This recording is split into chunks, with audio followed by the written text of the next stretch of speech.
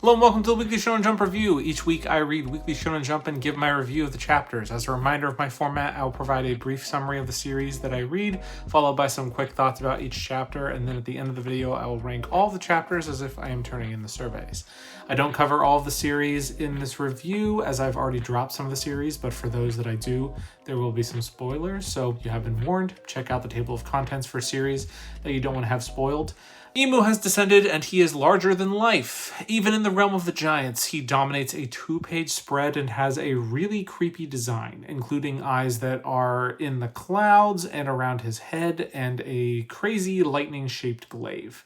Then the fighting begins. He starts off by cutting off Gerd's fingers to free the Thorn Man. Then Zoro and Hyrodine jump in, but Stanson tries to stop him only to get his leg chopped.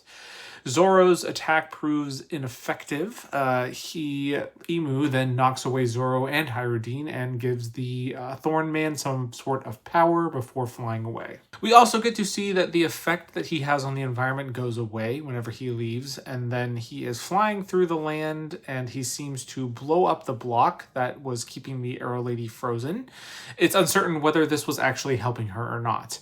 Next, he appears with Sanji's group and frees the Holy Knight before kicking Sanji away into an explosive cloud of black flames.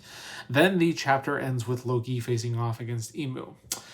Oh man, what an introductory chapter for the big bad of the series, and he did not disappoint with his power. In just one chapter, he basically wiped the two strongest on Luffy's crew other than himself, while for good measure taking out or incapacitating multiple giants. He seems to have a multitude of powers, a lot of which we just need to learn more about. There seems to be some sort of cutting ability, something involving the black flames, and then there is whatever horror music that he is able to create with his ability and the buildings that are around him. It will be interesting to see how Luffy's Drums of Liberation interact with that power in particular. Either way, a fantastic, easy to the top of the list chapter for One Piece this week. Even though I read this first, I struggled to see anything else unseating it. Ichi introduces Minakata to the group, and we get to see a fun interaction between Destroyerz and Minakata as they fight over the status of who is Ichi's proper mentor. But we can't have all fun and games. No, instead we find out that trying to recruit Ichi the Witch is not the only item on the Magical Police's agenda. They are looking for information on a witch who has gone bad that is called the Vanquisher Witch. She seems to be a killer, and from what I can see, may have been a witch that was taken over by a magic, similar to how the Jikashirone has taken over her mage, but in a much worse way. Or maybe she's just evil. Either way, just seems like proper villain thing coming through. We see her having a conversation with a world hater magic, and she announces that she has Ichi in her sights as a target moving forward. The interaction between Destroyerz and Minakata was absolutely hilarious, and I really like the new witch, what we've seen of her so far. She seems like she will be quite a handful and quite a character. A great chapter from Ichi the Witch this week, once again showing off the humor chops of this series, while also building in some good world and character developments. Akane is continuing her rendition of the God of Death, and she is noticing in the room that the eeriness of the story is starting to win out on the feelings in the room, as things are starting to look a little tense. But it is at this point that some sort of spirit of Rakugo comes to her, and she is able to throw in a wrinkle to ease that tension just at the right moment. Akane is beginning to channel the true form of the craftsman style, and now the role seems to be taking her over and her personality out of the story in general, which starts to psych her up. It's at this point she returns to the world of Rakugo that she kind of finds herself in sometimes, the one that she was able to make it to once before, and her domain expansion is really starting to kick in. We are seeing Akane at her absolute best here, just bringing everything she can to the story of the God of Death, and I simply cannot wait for what her World of Rakugo ability is able to bring for her for this story, and what she is going to do with it. Kaisai is going to have quite the task on his hands of following up this performance. In this chapter, we learn more about the Mikaboshi, or the descendants of the enemies of the Soga clan, assumed to have been purged in the original battle. Unfortunately, they sunk into the sea and were fed by the Dankanseki and bugs to then get some supernatural powers, or at least a subsection of the people that were kept alive down in this subspace. They were given some special powers, including what looks like some sort of ability to cheat death. Temporarily or maybe permanently, who knows. And things are looking very bad for the Soga delegation, as we expected. The main fighter is showing off his skills, even as the Soga clan are throwing everything that they have at him. And he reveals a power that looks eerily reminiscent to the Magatsumi's centipede power. Now, this chapter was very interesting and had a very creepy vibe. And I like that a lot. I'm definitely enjoying where this flashback arc has been going and the things that it's been revealing. I think that we're about to see a lot of casualties very soon. The battle between Taiki and Haruto is continuing. In the stands is Shuji, and he is cheering. Is he cheering on his brother, or is he there to scout out Taiki?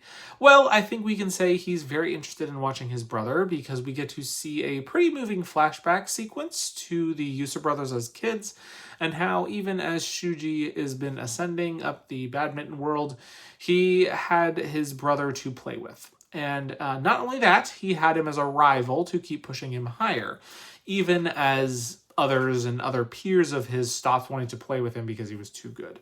I think that this chapter showed an interesting perspective of what it must be like for someone who is both extremely, supremely talented and is willing to put in the effort. Because it is hard for others to even want to put themselves up in competition with them. It can be a lonely, lonely road to go down, and it made me feel something for him, which is good because I didn't really feel much for him before. Brotherly love. Blue Box is all about love of all kinds. This week, the squad get the chance to talk to each other as the fight is on a bit of a pause. The main reason for that is Yodaka's punch hit Moldy Boy so hard that the mold and the mud is starting to rebel against him and flee his body. Because they are, have some sort of tangible will of their own.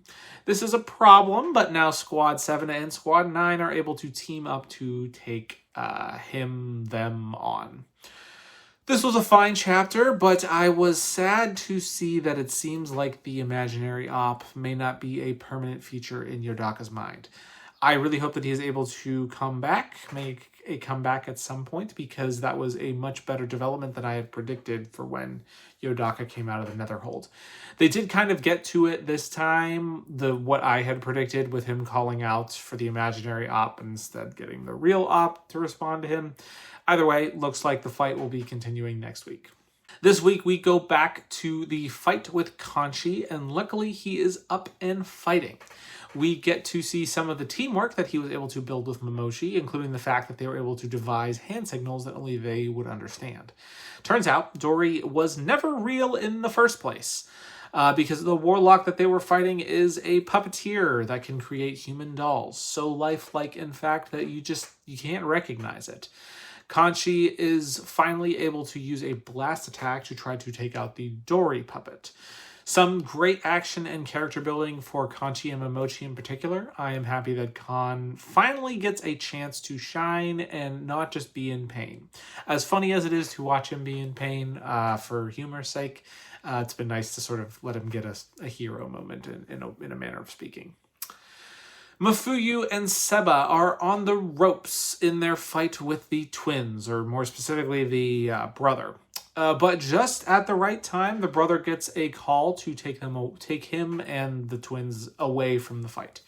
But that is not for Mafuyu. That is not enough for Mafuyu. He won't let them get away, and while he is distracting the twin, Seba is able to modify his ankle sword with a rocket to increase his speed. And now the fight is getting a little more serious. This was a good chapter this week. Nice little action, but ultimately not too much happened in the fight except for a kick to the nose. Maxwell is determined to finish his job and is rejecting Haiji's intensive therapy. Also, his muscles sounded like they were made of steel, which is interesting. But anyway, we learn about the limits of Haiji's overclock ability, and he is able to shake up Maxwell's equilibrium by going after his ears. This is enough for Haiji to get his finger jabs in at the end and causes Maxwell to cough up blood, so perhaps that is an indicator that he is going to be able to treat Maxwell's issue, whatever it is. Interesting chapter this week, as there were some very interesting uses of the art and direction of the chapter. My hope is that the series doesn't rely on the fighting, but it is nice to see that it has the chops to do it if it needs it. So it has that in its back pocket. This week's prompt is about radio exercises. So Mizuo and Mimei decide to continue their research by going out each morning for the week and participating in the community radio exercise. At the start, Mizuo struggles and can't keep up with the rhythm, but over time we get to see her progress, not only getting better at the exercises, but also getting better at being up early in the morning. Then, on the night of the final day, Mimei accidentally sleeps in while having a nightmare about Mizuo acting like a normal person, which is very abnormal in and of itself. However, not all is lost, because even though Mimei was not in time for the exercises, Mizuo was waiting there for him and does the exercises with him again and gives him a pretend stamp to reward him for his efforts. This was just an adorable chapter. Everything about their little growth, about getting better day by day, to that cute little pretend stamp at the end just made me so happy. Another cuteness overload chapter. Kinato's Deku Slam was not enough to win the day, and things are looking pretty dicey when Jean shows up, finally. Also, the captain from the other squad that we met previously shows up to the fight as well. They show off their strength, and then Kinato and the bad guys talk to each other before the bad guys run away, and they, share the shonen pleasantries of, "We'll be back and we'll fight you," before the bad guys vanish and Kinato passes out. Yeah, so more characters being introduced, but there was some funny moments. Also, there was just a lot about this chapter that felt pretty formulaic. Sometimes, especially recently, this series and this chapter in particular, kind of felt like what ChatGPT would do if it was going to create a shonen manga. I don't hate it, but I didn't particularly love it either this chapter. Oh my gosh. You guys, Iomori, I can't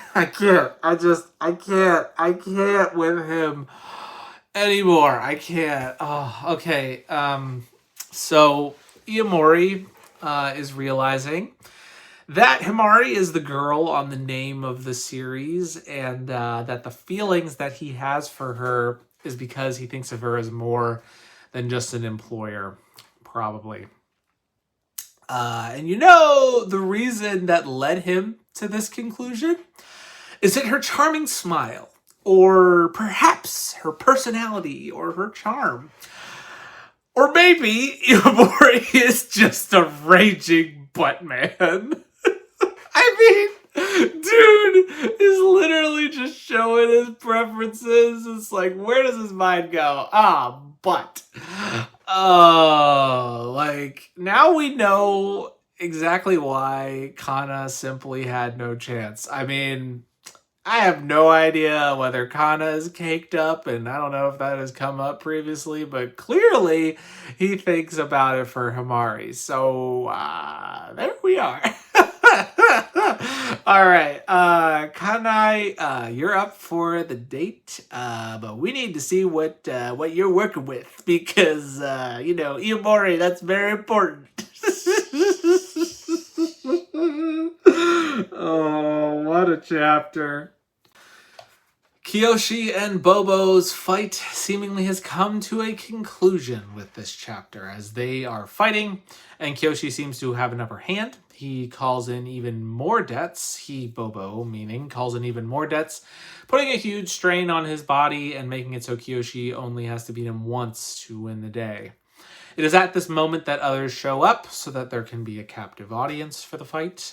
We get a little explanation about Kiyoshi's powers, and then he unleashes a huge attack against Bobo. So let's see if that was enough to take him out.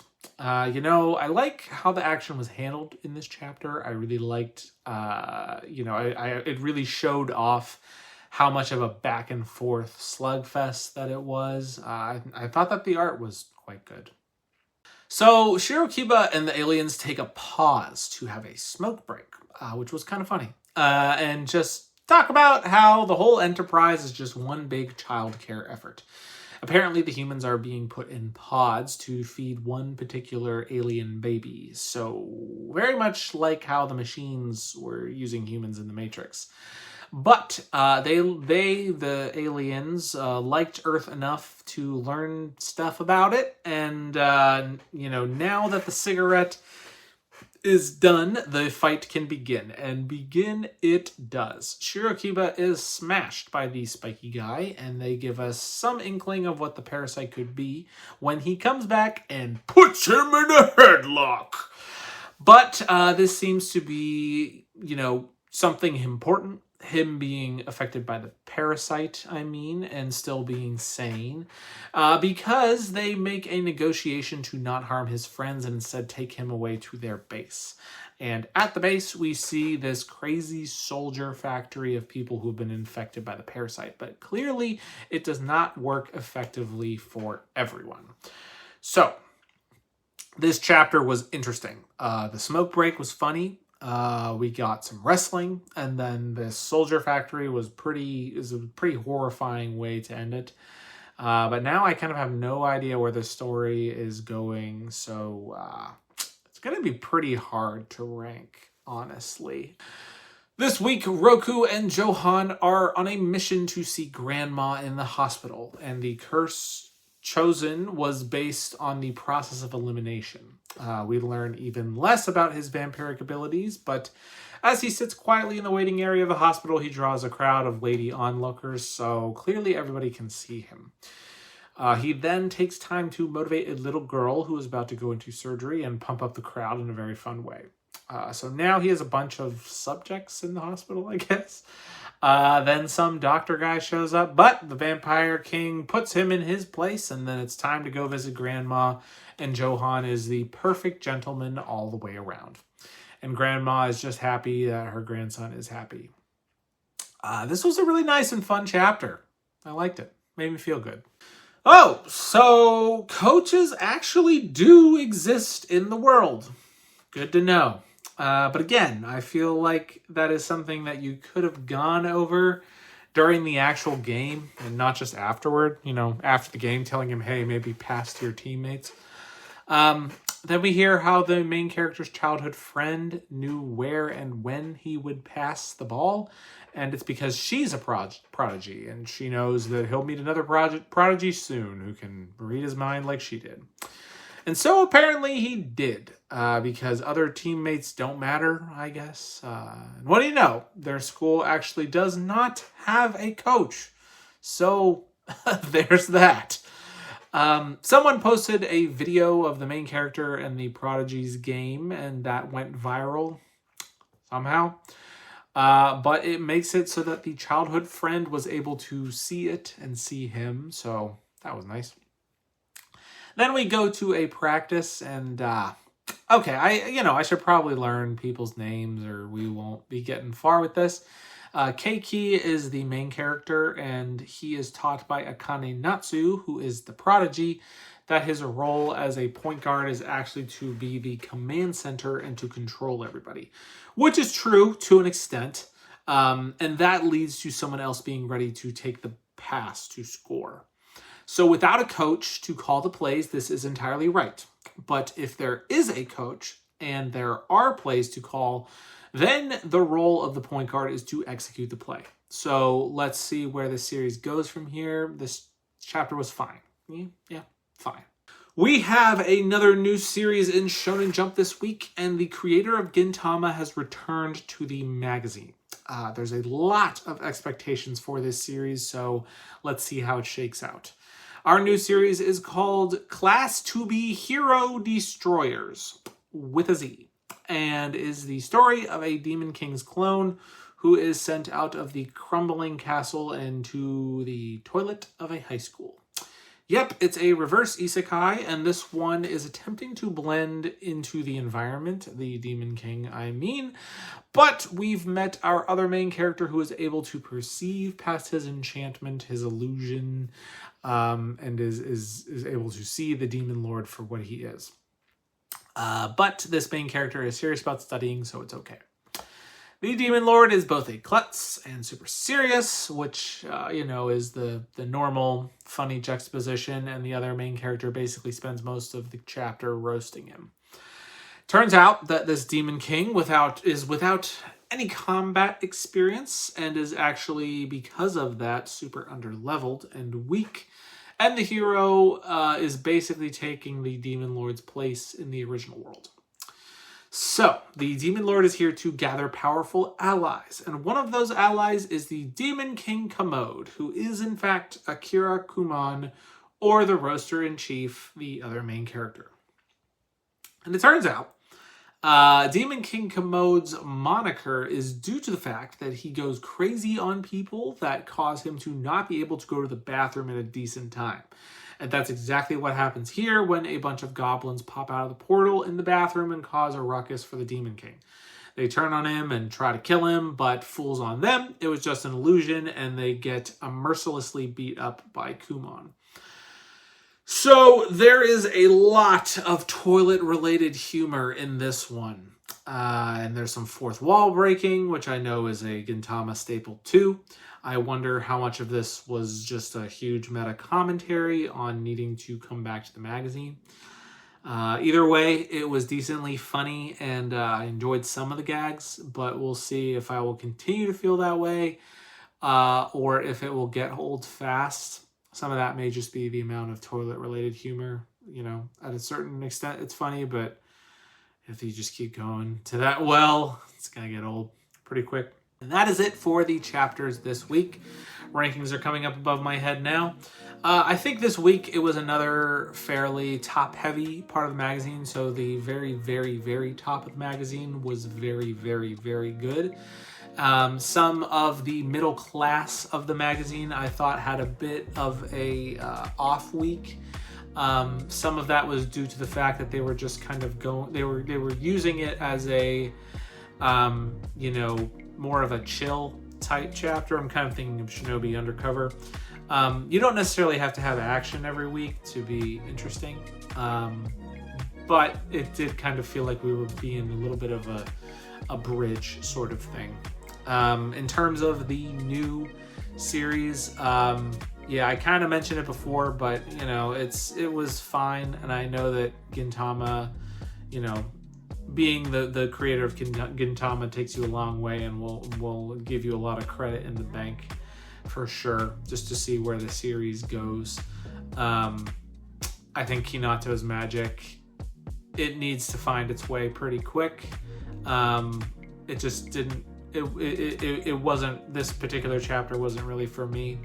But that I don't necessarily think that it would stay there forever unless it really does continue to feel like a formulaic exercise. I think that would be unfortunate. So my Q1 video has been posted. I got the big one out, and as you can see, it took a long time because there was just a lot to cover. I will be breaking it up into smaller videos. Those will be coming out over the next couple weeks, probably. So keep a lookout for those. Anyway, that's it from me. Thank you all for watching this video. Hope to see you again in the next one.